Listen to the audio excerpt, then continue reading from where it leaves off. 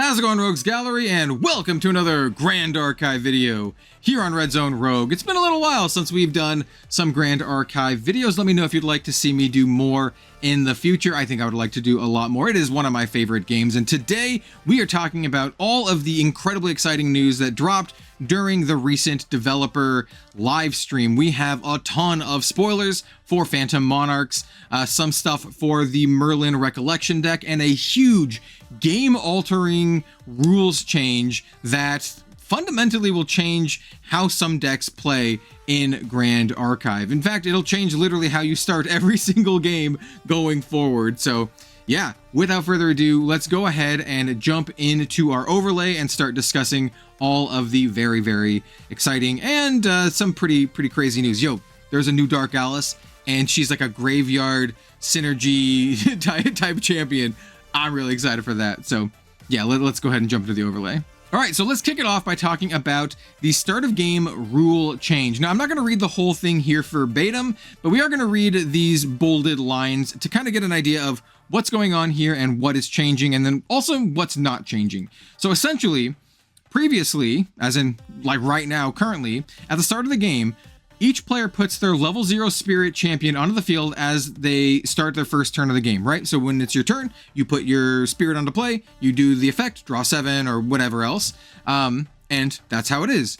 However, it's changing. Now, all players put their level 0 spirit champion onto the field as the game begins. So that means in a 1v1 game, both players put their spirits on at the same time. Now the spirit abilities will then resolve in turn order, and then players can't gain opportunity until after all abilities triggered by starting champions have resolved. So in a multiplayer game, you can't like start doing shenanigans if you've already drawn your hand while someone else, doesn't have a spirit. Players can't declare attacks on the first turn of the game unless they are the last player in the turn cycle. So this is in a 1v1 game, nothing really has changed here. This just means like if in a multiplayer game, only the last person will be able to attack. But in a 1v1 game, the second player can still attack. Now, important to note for this change in particular, this does not affect materialization. So you don't get an extra materialization at the start of the game. So that means you can't get your level 0 and then immediately level up to level 1 on your first turn. It's just like how it is right now, right? So you just get your spirit at the start rather than your spirit at the start of your turn. So that's really important to note. You don't get the level 1 like immediately kind of deal. What this is important for, why this is so relevant, is that this directly combats decks that take advantage of your opponent not having a hand on your first turn. And these decks have started to become more and more prevalent in the metagame, having these really nasty explosive turns while your opponent has like nothing available, right? So this makes cards like Incapacitate much better because as the second player, you can actually incap something that the first player is doing. This also means that if you are the first player, you can actually do burn spells at slow speed and burn your opponent's spirit because they actually have a spirit now on turn 1. You can't attack on turn 1, but you can still like do other effects like burn spells. So this is a really big game-changing thing that I personally really like. This is something that I kind of thought they should have had this like from the beginning, because it always felt weird like when your opponent just didn't have anything at all. Putting both spirits onto the field at the same time just made sense to me, and that's how, when I was teaching people how to play Grand Archive, they just kind of assumed that's how it works, and I would have to be like, no, you have to wait until it's your turn. So I like this change. I think it's an intuitive change from like a new player standpoint, and I think it's a change for the better and gives people more interactability, which is just great in trading card games. I like games that are interactable, so that's why I play trading card games and not like, I don't know, not trading card games. anyway, so yeah, that's the big rules change. Let's start talking about some cool cards. We're gonna first talk about the Merlin Recollection deck cards. Now they dropped a whole bunch of stuff, and it's very interesting. I really like the new Merlin. She is a pure assassin, which I did not expect. I thought she'd be like a hybrid type, champion, but no, she's just straight up an assassin. So, yo, all the other assassin enjoyers out there, it's me showing my Tristan shirt. Yeah, we're gaming. So Merlin Memorite Vassal, 19 health on enter. You get the Fractured Memories Mastery. They're doing this a lot, I've noticed. They're doing this whole, like, you get a mastery bonus, you know, token card. It's not really a token. You just get this thing when the champion comes into play. We'll see that again with the new Alice as well. Then you can pay 2 if you do summon a Meteorite Blade token. That token, by the way, is this. It's a 2-cost token, but you just get it. It's a 0/2, and whenever you activate a spell card, it gets a permanent +1 attack, but you trigger this only once. So it just rewards you for playing a spell card. So yeah, you just get a weapon, a 1/2 weapon. Not bad at all. And then a Merlin bonus, inherited effect. Whenever an opponent recollects 3 or more cards, for every 3 cards recollected, they put a sheen counter on a unit they control. Now, Merlin's new mastery cares about sheen counters.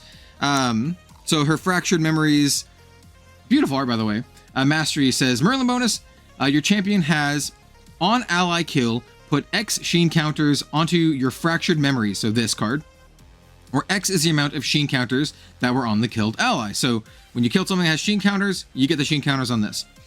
Also, your champion has, on a champion hit, you may move all sheen counters on the hit champion to your Fractured Memories. When 3 or more counters are moved this way, deal 3 damage to that champion. So you want to put 3 sheen counters on your opponent's champion, and then you whack them, and then you get the sheen counters, and they take some damage. So you're doing effects and putting a bunch of sheen counters on your Fractured Memories to then use for other effects. So that's kind of how this new champion works. All right, let's talk about more. So here is some of the supporting cards. So we have Seep into Mind. We're going to talk about these two also during some of the other cards as well. But Seep into Mind, 3 cost, slow. Target opponent puts 3 sheen counters on a unit they control. So this is rewarding you. They put the counters on a unit, which is either their champion or an ally. If they put it on an ally, you can kill the ally to get it. If they put it on the champion, you can hit them and get it as well. And then Merlin bonus, if you have 6+ sheens, look at that opponent's memory and discard a card from it, which is very good, which is very, very good.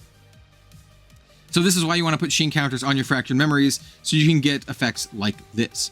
We also have Obelith Escort, level 3 cost, slow, prepare 2. So yes, we're an assassin. We are doing prep gaming.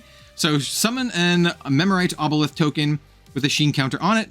If this was prepared, summon an additional Obelith token with a sheen counter on it. So what are the Obelith tokens? Well, Obelith tokens are a 0/1, and they get +1/+1 for each of up to 5 sheen counters on it. So they can be a 5/6 at maximum. They come into play as 1/2s. And then when they leave, you put those X sheen counters onto your Fractured Memories, where X is the amount of sheen counters that were on the Obelith. So you get some dudes, and then you can move the sheen counters onto your champion. So once again, all about the sheen counters here. Next up, we have the level 2 Merlin. So level 2 Merlin, 22 health, Merlin lineage. On enter, put 2 sheen counters on target unit. So once again, unit, you can choose ally or champion. And then you can pay 9, and then you draw a card and put a prep counter on Merlin. However, this costs, you can only do this once, and it costs X less to activate, where X is the amount of sheen counters on your Fractured Memory. So you're building up sheen counters on your Fractured Memories, get a free card draw here, or maybe up to a free card draw. 9 seems like a lot, but maybe 2, pay 2, 3, something like that. Can be pretty good. We also have some material deck cards. So we have the Shardforged Blade, a 1/3 Regalia weapon, assassin sword. You can sack a Memorite object while paying for this card's memory cost to pay for one of that cost, which is pretty cool. And then on Merlin bonus, this gets another +2 as long as the attacker's attacking ally with 1 or more sheen counters on it. Yo, jamming in for 3 is quite good. So put sheen counters on your opponent's stuff, and then you can get to attack them for 3, which is quite good. And then we have the Prism Spire Scepter, 0 cost. On enter as a spell, put 2 sheen counters on target champion you don't control, and then you can pay 3 and banish it and draw a card in your memory. Yeah, good stuff. You know, I heard you like Backup Charger. I love that they are putting more options for stuff like Backup Charger, right? Like more alternatives for stuff like Backup Charger, like this. Because the only bonus here is just on the sheen thing. So you can put this card in a deck that would otherwise have backup charger, because you just pay 3, banish it, draw a card in your memory. Seems pretty good, right? So this is a card that's in the Reco deck. So yeah, great alternative to cards like backup charger. Next up we have, wait, did we already cover this? We already covered this one. I didn't close the window. So now we have the level 3 Merlin. So yeah, we got the whole shebang here. So Merlin, Brilliant Vestige, 25 health. Once again, she's an assassin now. She's not a warrior anymore. Or mage warrior. Merlin Lineage, Sheen, 8+. On enter, you can banish a Regalia card from your material deck. If you do, draw a card and put a prep counter on your champion. This is also Crux, by the way. And then Sheen, 24+. That's a lot. At the beginning of your end phase, look at target opponent's memory and banish a card from it. Until the end of that opponent's next phase, they may activate that card. So pretty powerful effect, but man, it take a while to get to that 24+. And then we also have some new abilities, so some new Crux cards. So this is Materialize the Soul, a 6-cost slow Crux mage spell. Merlin bonus, 15+. 15 Sheen plus, it costs 3 less to activate. So if you have 15 Sheen, there's a 3-drop. So another Merlin bonus. Your champion becomes all class types of target opponent's champion in addition to their other types. Then look at the opponent's material deck. You may materialize a Regalia from among them, ignoring its elemental requirements. The class changing is indefinite. Yo, this is a wild effect. It's a pretty cool effect.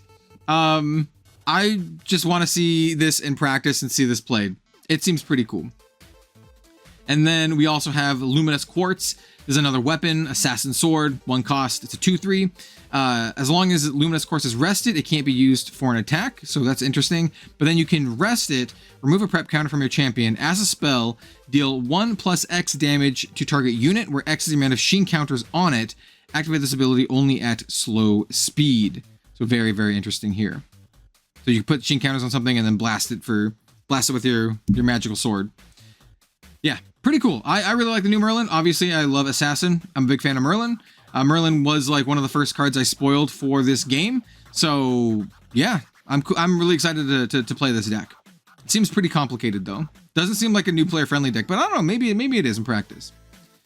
All right, so let's talk about some of these other cards that they spoiled when they were talking about the story. Now, I'm not going to really talk about the story here. I think it's somewhat interesting. I would recommend watching the dev live stream if you want to learn more about the story, because that will give you more insight, and I don't want to say the wrong thing. But it basically revolves around Merlin and trying to save her sister. So this is her sister, like Ganeda, but this is her sister, and the whole thing, everything that's going on is she's trying to save her sister.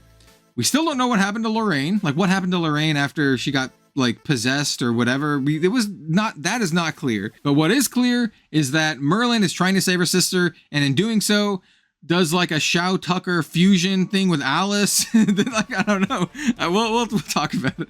We'll maybe talk about it a little bit. I'll point it out. So anyway, you have Will to Save. This is a 1-cost slow. You can rest your champion if you do put a prep counter on him, and also floating memory. This seems sweet. Like this is a sweet assassin card in like water assassin decks. I like it. Floating memory, like unconditional floating memory, prep counter generation. This is a good card. We also have Proto Key Crest, which is a 0-cost on charge 3.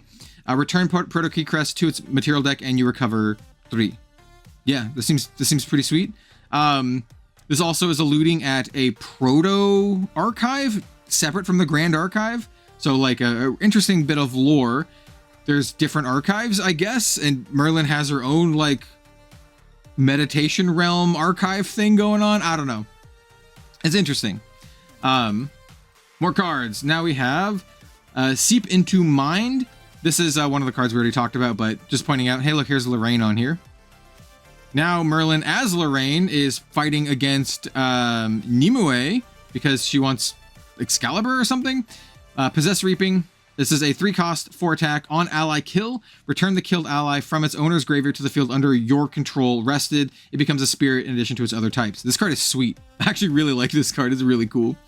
And then we also have Materialize the Soul. Look, she's like extracting Excalibur from Nimue. Is Nimue dead? Like, what happened to Nimue? Once again, not clear what happened here. But 6-cost slow. Oh no, this is the one we were talking about. Yeah. So we didn't talk about the flavor though. So that's the flavor. This is the one where you're going to become all the classes of your opponent. Crazy card. All right. Now we have return to the archive. So she's using, you can see that little proto key here. She's using it to return to the archive, whatever this proto archive is. It even says it in the flavor text. With the duty fulfilled in Cambria, she made her return to the proto archive. I have no idea. The lore just made me have more questions than answers. So this is a 2-cost slow speed. You can sacrifice Regalia. If you do, draw 2 cards, or draw 1 card and recover 2. And it says floating memory. Yeah, seems sweet. We also have protect her at all costs. Must protect her at all costs. Level 5 cost, fast speed, Merlin bonus costs 2 less. You summon a obelisk. Oh, we did this one. No. We did not do this. This is different. So you summon a obelisk token. This is the 0/1 that comes into play with a sheen counter on it, with 2 sheen counters on it. So it has 2 sheen counters on it. You may change the target of an attack to that token. That's pretty cool, actually. And then we also have Duality's Convergence. 5 cost, slow speed, action, assassin spell. Cost 2 less if you're Merlin. Each player summons a token copy of each non-distortion regalia they control. Those copies each become distortion in addition to its other types. Weird. This is a cool card. It's a weird one though. I like the whole like copy effects. I like what they're doing here. I'm not sure the applications yet, but it seems cool and it seems like it could be strong. We also have more. So here we have Shardwing Searchlight. So Shardwing Searchlight summons a Memorite Shardwing, which is this bird right here. On Sheen 4+, you summon another one. So if you have 4+, you summon 2. And then until end of turn, Memorite objects you control gain on hit, put a Sheen counter on the hit object. So more Sheen generation, and the birds are 1/2s with Stealth and True Sight, which seems pretty good. Then we also have this Dormouse Informant, a 3-cost 2/2 ally, assassin, tamer, animal mouse. He's just a freaking mouse. I was calling him a butler, but he's not a butler. He's like a bartender. On enter, if your champion has no prep counters on him, put a prep counter on them.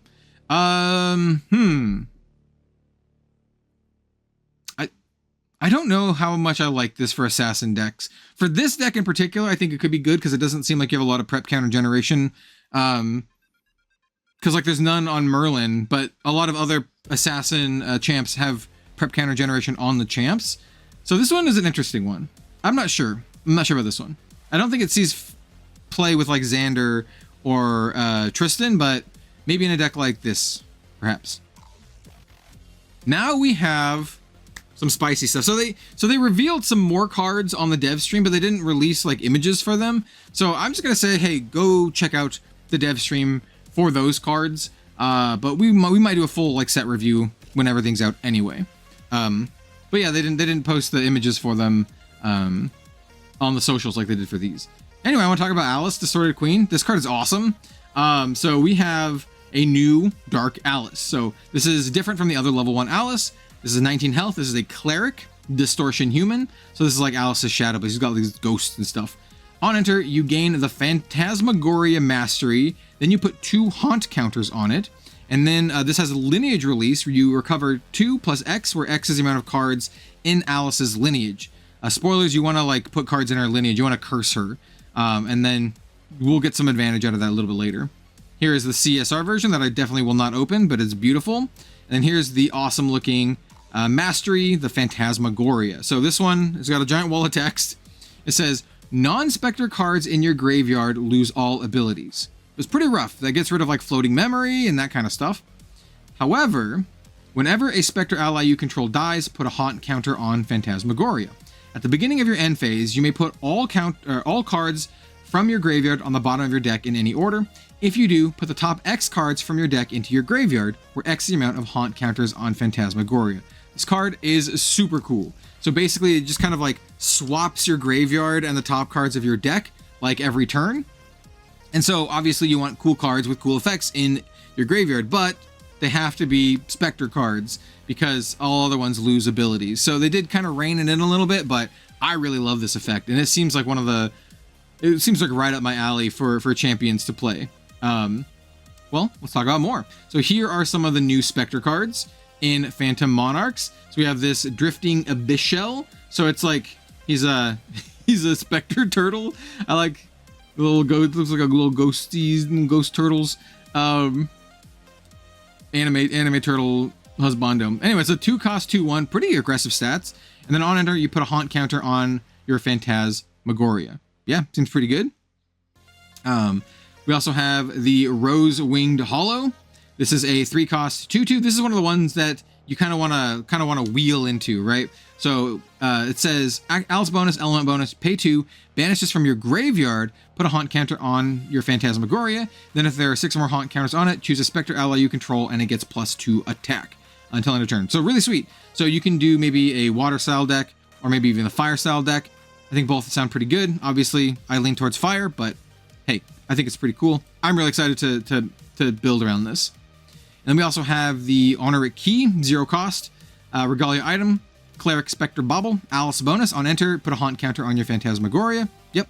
And then you can pay 4, and then you can banish this and draw a card into your memory. So once again, it's like a slightly more expensive alternative to your backup charger, which is really good in my opinion. All right.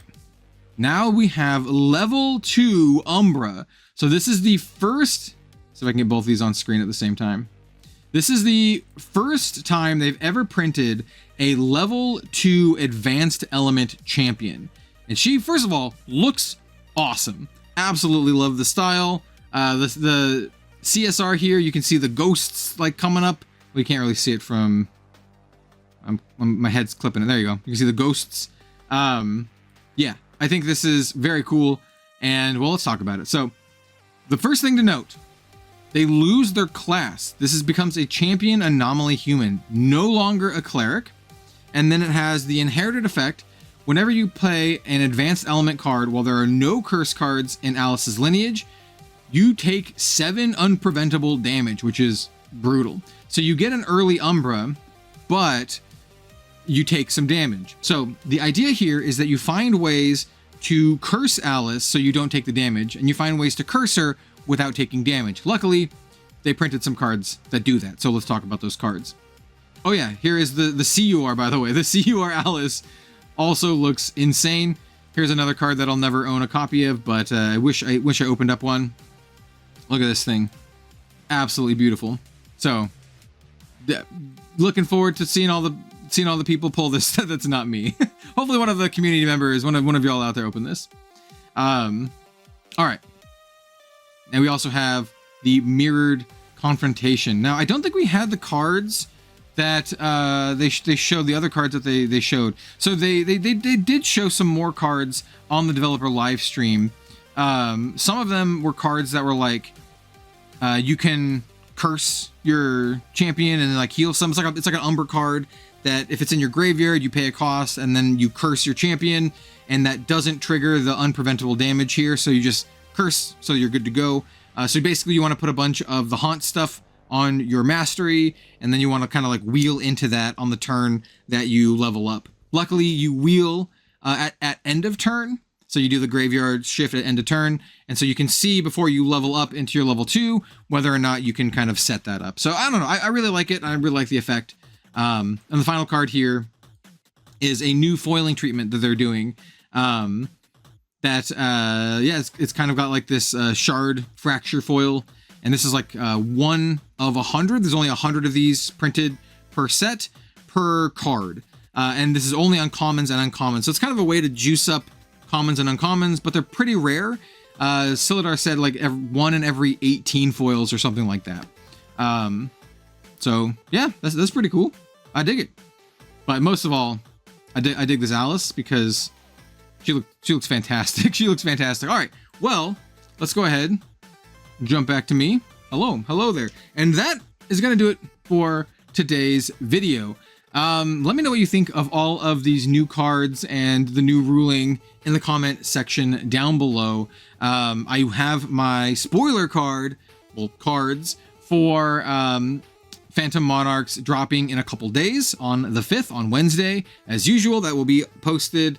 I'll probably do... I might do a, what do you call it? The reveal thing? What is it called? The live reveal thing. I can't remember what it's called. Why can't I remember what it's called?